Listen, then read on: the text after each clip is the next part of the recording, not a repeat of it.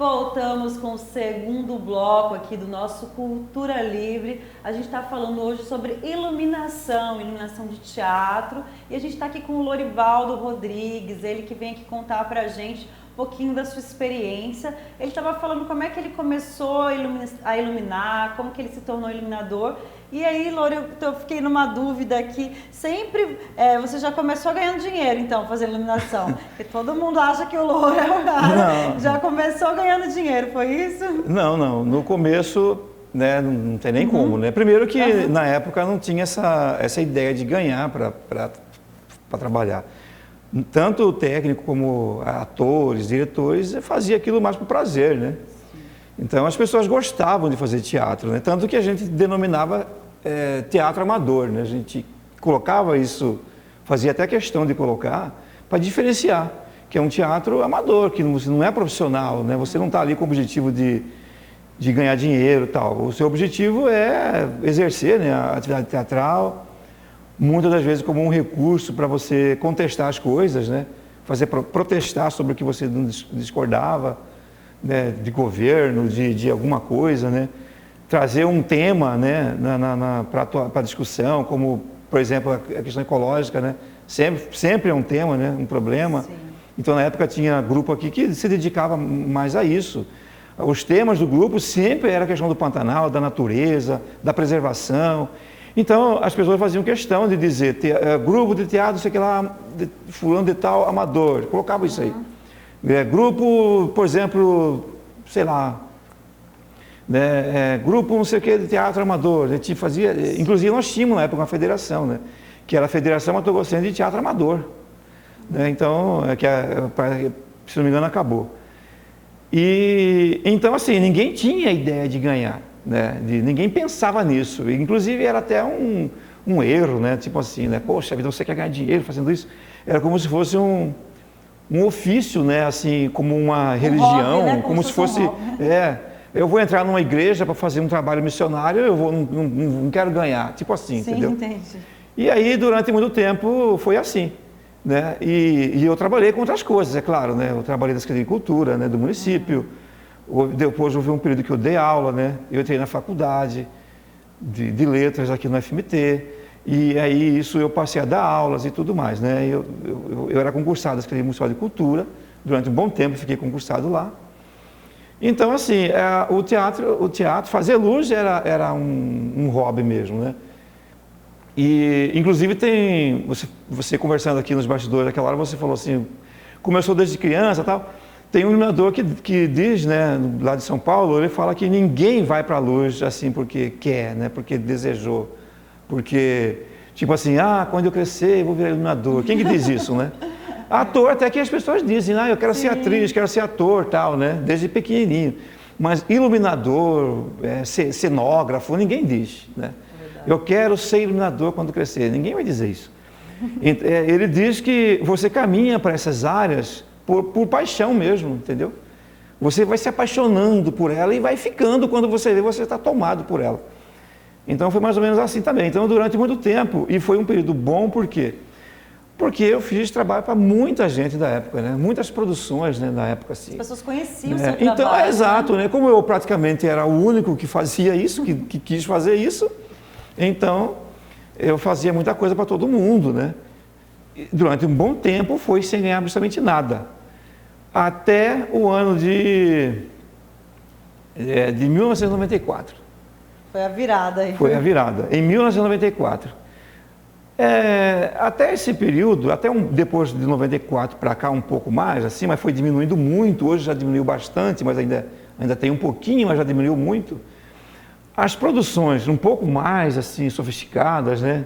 Um pouco mais assim, principalmente as academias de dança da época, que era muito forte, ainda é, mas na época era algo muito assim, elitizado, né? Uma apresentação de balé na época era bem elitizado e tal, né? Hoje mas já diluiu muito, né? Então eles sempre traziam o iluminador de fora, do Rio de Janeiro ou de São Paulo, era sempre. Aqui não tinha espaço para ninguém. E obviamente que também não tinha nem quem escolher, né? Não tinha pessoas. Né? Tinha eu fazendo, e tinha um colega que juntou comigo e queria fazer também, que era o Ney, né? Começou a fazer, queria fazer. mas assim, né? Não estava dedicando. Eu dedicava a área. Mas realmente o balé na época era muito grande no teatro universitário, envolvia muita coisa. Que de fato, se eu fosse fazer, podia ser que não ia dar conta, né? Era muito grande Era também. muito grande, muita coisa e tal, entendeu? Horas, né? Às vezes, né? Mas de qualquer forma, na época mesmo, eu acreditava que precisava dessa oportunidade, entendeu? Mesmo que eu não colocasse como principal, mas que chamasse para ajudar o cara, para poder ganhar, ter gente aqui também. E para qualificar também. Para qualificar aqui também, entendeu? Já que eu estava na área, eu conhecia as pessoas, né? Sim. E então, em 94, eu lembro perfeitamente desse fato, foi o seguinte: uma academia aqui de dança aqui, né, na época, contratou o coreógrafo da Xuxa, da Angélica, quer dizer, se não me engano. Não sei se da Xuxa ou da Angélica. Ele fazia as coreografias do programa da Rede Globo. Ele fazia a coreografia do programa Amigo, aquele do encontro, Leonardo, Zé de Camargo, Luciano e tal, aquele programa Amigos, lembra? Sim, sim. E coreografava a Angélica e, se não me engano, a Xuxa. Ela contratou esse cara para fazer a coreografia. Aí o cara perguntou: aqui no Cuiabá não tem ninguém para fazer a luz? E a dona da academia, por algum motivo, não sei, ela foi e disse: tem, né? Temos uma pessoa. Aí ele falou assim: então chama ele que eu quero conhecer. Aí ela ficou meio assim, meio na dúvida, né? Porque afinal de contas o cara tem todo, né? Me chamou, eu fui. Aí eu cheguei no teatro, o cara estava ensaiando, lá no teatro universitário, o cara estava ensaiando e tal. Ele falou para mim: espera aí que não vai acabar, eu converso com você. Vai assistindo aí que a gente conversa. E eu sentei e fiquei assistindo. E aí, quando acabou, ele veio conversar comigo e falou assim: e aí, o que você achou? Aquela pergunta para mim naquele momento foi assim, sabe, que é como se fosse um filme, ia me mostrar saindo de mim assim, tal, para pensar, né, o que eu achei. Acender, né? Aquelas luzinhas. O que eu achei, eu pensei assim, tal. Ele falou: o que você... Depois ele perguntou de novo, em seguida: o que você pode fazer de luz aí, assim, dando só uma analisada aí, né, assim, pelo que você viu? Aí eu, caramba, né? E aí, eu pensei, e depois eu voltei em mim assim e falei assim: eu faria isso, porque eu achei isso. Aí ele olhou assim e falou: ok. Foi lá e falou para a dona da academia: pode contratar ele. Olha só. Aí eu trabalhei 4 anos com esse cara. Olha que... 4 anos. Ele vindo para cá, coreografar? Ele vindo para cá, a coreografia, e me chamava. Dentro do Rio, ele me ligava: vou fazer a coreografia aí, tal. Precisou vir alguém de fora para você ser chamado aqui para fazer a iluminação. Claro, para ser chamado numa coisa maior, mais, né? Tipo não que seja melhor do que... E foi a primeira vez que você foi remunerado? Não é que era melhor do que eu estava fazendo. Sim, era só diferente. Não é nesse sentido. Tinha uma produção diferente, uma produção maior, né? Que envolvia coisas que eu não lidava na época. E foi a primeira vez que você foi remunerado? A primeira vez também, porque logo em seguida ele perguntou: e você cobra quanto?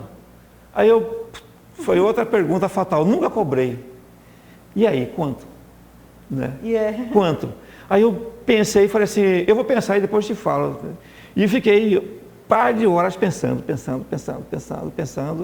E cheguei e falei um valor lá na época, que era alto na época, entendeu? Assim, pela realidade da época, pelo fato de ser daqui, porque isso também contava. Pô, você é daqui, quer cobrar tudo isso, e eu trago fulano lá de São Paulo, ou cobra tanto, né?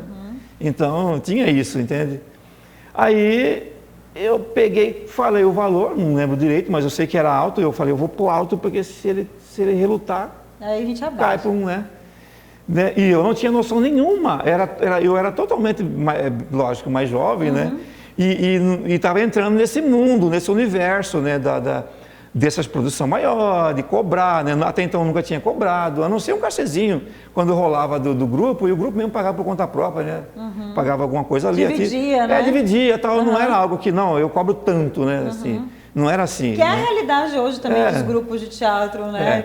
E aí ele pegou e concordou, sem discutir. Tá bom, né? Eu falei: beleza, e aí fiquei trabalhando.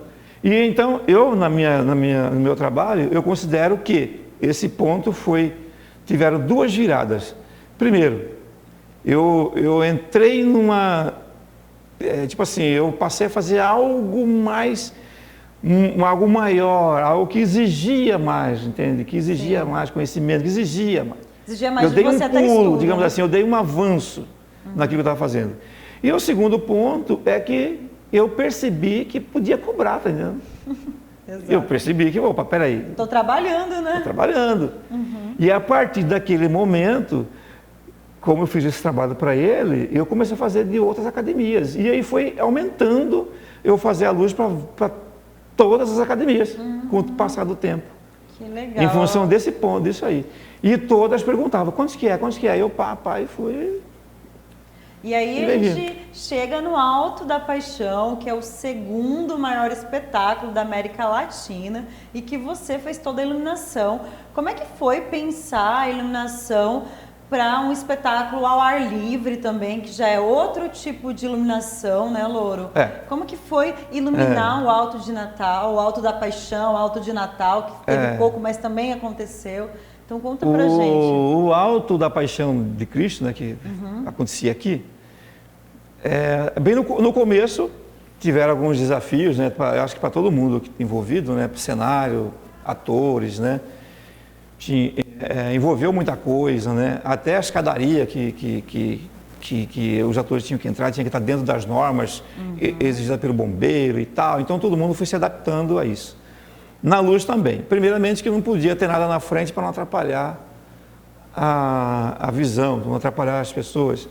Surgiu a ideia de colocar aqueles grid, aquela estrutura de show, né, na frente, mas aí ia atrapalhar a visão, ia sujar a imagem, né? O cenário, né, ia sujar e tal. Né? Ia ficar sujo, né, para quem está assistindo. Ia gritar, né? Ia brigar ali com... E aí, no primeiro momento, a gente resolveu colocar uma luz mais baixa, né, uma luz baixa, e aí, para não atrapalhar a visão, então colocou baixo na altura que as pessoas viam aqui e a luz estava mais baixa, porque não tinha recurso, não tinha como fazer e tudo que se pensava envolvia gasto e tal. Só que esse recurso também era um problema, porque gerava muitas sombras no fundo, as pessoas às vezes não percebiam tanto, mas a gente que estava vendo ali, que estava nos bastidores, aquilo incomodava, né? Aquela sombra, aquela coisa assim que... Ou então numa cena que devia ser suave, a luz de baixo dava uma questão mais dramática, né? Ficava muito dramático e tal, e aí não tinha nada a ver com a cena, enfim, esses detalhes assim, que incomodavam. Até que nós chegamos a uma solução de mandar fabricar torres de ferro que subiam até quase 5 metros de altura e lá em cima, distanciando uma das outras, iria iluminando toda a extensão do cenário, né? Essas torres de uma grossura que quem assiste não atrapalha em nada, vê tranquilamente toda a encenação. Eu nunca percebi essa... Exatamente. A gente colocava ela, subia a uma altura e foi espalhando assim, desde a ponta até na outra. Porque é bom que a gente diga, né, que o Paixão de Cristo, ele dava mais ou menos em extensão, em linha reta, 120 metros de cenário, em linha reta, se não me engano, de 100 a 120, né? Então, para fazer toda essa luz, de maneira que não atrapalhava ninguém que está sentado e, ao mesmo tempo, iluminar os atores de forma mais precisa, iluminar a cena de forma mais precisa, né? Diminuindo a quantidade de sombras, né, que tinha no começo, né? Fazendo, a princípio, parece ser muito simples, mas tinha que fazer um jogo de maneira que se a pessoa vira para cá tem luz, vira para lá tem luz, então tinha que cruzar tudo, afinar tudo certinho. Quando você vê uma luz branca, porém está toda uma situação técnica, e inclusive de equipamentos, né? Porque pela distância, tinha que ficar distante por duas razões. Primeiro, para que não ficasse muito próximo e como o cenário é muito alto, Sim. É muito alto, então quanto mais próximo a luz, que é um termo técnico que a gente usa, eu perderia ângulo de luz. Então, por exemplo, se eu aproximo, aqui o cenário está aqui, e se eu aproximo, ou eu ilumino aqui, no cenário, eu ilumino embaixo. Se eu ilumino embaixo, eu perco o cenário. E nós não tínhamos como colocar, mas aí põe um equipamento lá e outro aqui. Aí ia triplicar a quantidade de equipamentos. E então aí um custo muito mais alto, aumentava custo e tal, uma série de coisas, né? E a logística da coisa também, de cabos, né, de dimmers, que tinha que espalhar, e tudo isso envolvia também na questão da segurança, que era espaço aberto. envolve na questão da segurança, não só de roubo, né, possível roubo, como também de pessoas que vão trafegar. Quanto mais cabo passando em algum lugar com energia, é mais perigoso. E é um espaço que aglomerava muita gente para assistir, né? Então fica mais perigoso essas coisas. Sim. Então tinha que preocupar com tudo isso, com a logística da coisa. E então assim, distanciou um pouco de maneira que a luz iluminava o palco e também o cenário ao mesmo tempo. E ia cruzando tudo de maneira que também as pessoas tinham luz de frente e no rosto. Quando virava para cá, tem luz. Porque era uma coisa que a gente percebia nas gravações, né? Por exemplo, o cara está olhando de frente para a câmera, ele tem luz. Se ele virava aqui e tivesse uma câmera para cá, por exemplo, esse lado dele não tinha luz. Então nós tínhamos que pensar nisso também para resolver essa questão. Porque também gravava e tal, né? Por mais que a gente está fazendo algo para quem está presente, tinha que pensar nisso. E a outra questão era deixar tudo muito bem dividido, né? Porque eram, não sei se no total de 11 cenários, se não me engano. E eram 11 estações, por exemplo, estava acontecendo uma cena aqui, ele tinha que estar apagado. Exatamente, né? Então tinha que ter essa divisão. Então Sim. Aqui, eu estou iluminando a cena de Pilatos. As luzes estão escuras. Então eu tenho que, depois do final, eu tenho que apagar aqui e acender lá. Essa divisão... Na montagem que é o problema, você dividir tudo certinho, né, fazer as instalações certinho, os canais certinho, para poder conseguir fazer isso. E aí que usa o dimmer também, aí né? Usa o dimmer que vai aí na mesa, tudinho. Dando essa... Mas a grande questão dessa aí não é nem na mesa. A mesa depois você grava a cena por cena e tudo bem. Marcou ali. Marcou, beleza. Era a logística disso, da montagem. Sim. Como compor tudo isso. Esse aqui é o verdadeiro trabalho do iluminador, né? Compor a iluminação com a cena. Porque a gente fala no teatro muito, né, Lori, que são camadas, né? O ator é uma camada da cena, a direção é outra camada, o cenário e a iluminação é outra camada, que se constrói como se fosse uma colcha de retalho, se entrelaça e no final a gente vê aquela colcha linda, bonita, porque vão usando várias camadas e que também a iluminação é uma dramaturgia de cena. Por exemplo, se é uma cena que está acontecendo, aquela briga lá, por exemplo, de Jesus, a crucificação de Jesus. Então, assim, a iluminação, ela também conversa com isso, né? É importante o público entender que não é só ir lá e jogar uma luz qualquer. Sim, perfeitamente, é isso mesmo, é isso mesmo. Você tem que pensar nessa composição da cena, o que é necessário para realçar a cena ou para contradizer o que a cena está dizendo. Então, o iluminador, ele também é o cara que estuda muito o texto do teatro também, mesmo. né? Tem que ter essa visão. Todo o texto. Tem que ter essa penetrar nesse universo, que eu sempre digo, né? Você tem que adentrar nesse universo e aí dali você vai extraindo isso e vai fazendo o seu trabalho, né? Eu lembro de um trabalho assim belíssimo que você, assim, para mim eu fiquei muito impressionada. Eu estava dentro do trabalho, estava como direção do trabalho, que é o Mulheres da Terra, que para mim aquela iluminação marcou a minha vida, assim. Foi muito, eu não sei para você o que você fala da iluminação, mas assim, gente, era uma iluminação que eu nunca tinha visto antes, algo desse nível técnico, desse nível de apuração, sabe? A Mulher da Terra, eu considero assim, ao mesmo tempo um trabalho muito bom, assim, em termos de luz, né? O espetáculo todo é muito bom, mas de luz, ao mesmo tempo eu posso dizer que ele é muito simples, né? Porém, esse simples, ele está baseado em algumas coisas ali. Né? Por exemplo, aquela cena, é claro que isso é mais para quem assistiu o espetáculo, né? Mas existe a cena em que a pessoa está como advogada, né, no seu trono, né, ali e tal, né, com aquela imponência. E depois, quando ela vai adentrar a terra, né, onde ela vai sair do trono, da sua posição e tal, e ela vai adentrar a terra ali, vai conhecer aquele pessoal, aquela coisa, né? Então, a gente pensou que, ao fazer esse processo, ela vai traçar um caminho. Foi aí que a gente fez uma luz, né, que é uma luz quadriculada, né, comprida, né, que é o caminho. Então ela optou em sair daquela posição e adentrar seu caminho. Então ela foi naquele caminho. Aí essa luz segue esse movimento, né? Na minha concepção, não poderia ter nenhuma outra luz a não ser esse caminho que ela decidiu seguir. Ela vai seguindo. Aí no meio ela para e ela vivencia todo aquele processo, né? Sim. Os traumas, as dúvidas e tudo mais, né? Até que ela chega naquele ponto onde ela se volta para a questão da religião, da igreja. E automaticamente aquele caminho transforma-se, cria-se outro braço, que você pode entender que esse caminho aqui com o outro aqui formou o quê? Uma cruz. Sim. Que é no meu entendimento, o retorno para ela dessas questões religiosas e tudo mais. E ao mesmo tempo, uma dúvida, porque ela ficou numa encruzilhada. Que caminho que eu sigo?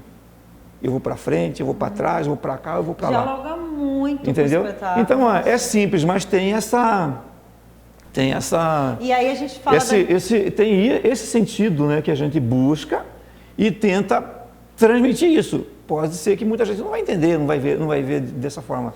Pode entender de outra forma. Tinha gente que via, é um X, ela foi aquele momento que marcou ela. Pode ser, porque aí, Louro, a gente fala da dramaturgia do espectador. O espectador vai para aquilo que ele tem referência, né? Exatamente. Tem muita gente, a própria Beth, que era a homenageada do espetáculo, viu exatamente o que você falou. Pois é. E aí a gente via isso, e outras pessoas viam outras coisas, mas aí tá ligado a outras dramaturgias, as outras referências das pessoas.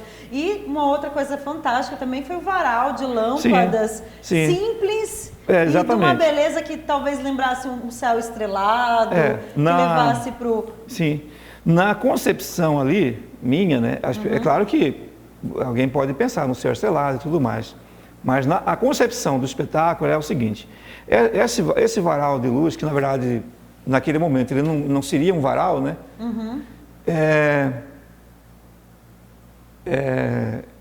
Esse não seria um varal, porque a cena acontece quando ela está fazendo aquela oração com aquelas velas, onde as mulheres entram em cantoria, né, fazendo aquela procissão. Segura aí pra gente, Louro, segura aí que a gente volta no terceiro bloco pro Louro concluir isso aí. Olha só, gente, vocês vão ficar aqui sabendo os segredos do Louro aqui de iluminação, então fiquem com a gente no último bloco aqui do Cultura Livre. Até breve.